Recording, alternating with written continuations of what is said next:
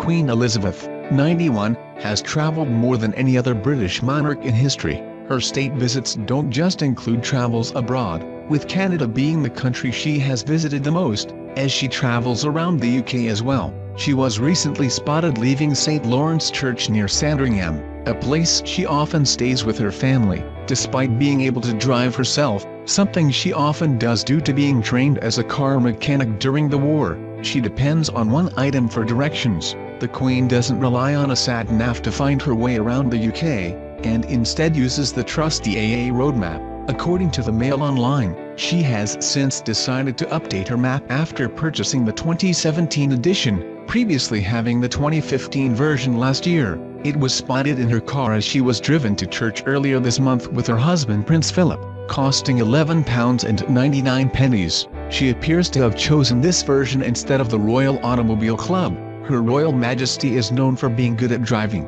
although she once terrified a royal dignitary on a state visit. In 2003, she met King Abdullah, the former King of Saudi Arabia, at her Balmoral estate. Taking to the wheel, she surprised him by climbing into the driving seat. Seeing as women were not permitted to drive in Saudi Arabia at the time, she then accelerated the Land Rover along the narrow Scottish estate roads, scaring him even more. After joining the Women's Auxiliary Territorial Service at the age of 18, she learned how to change tires, rebuild engines as well as drive large vehicles, and was promoted to Honorary Junior Commander in 1945, just 5 months later. One thing the Queen does not need is a driving license, despite being able to drive. This is because the documentation is issued in her name. Much like a passport, she is the only person in the UK who does not require either form of identification. Thank you for watching.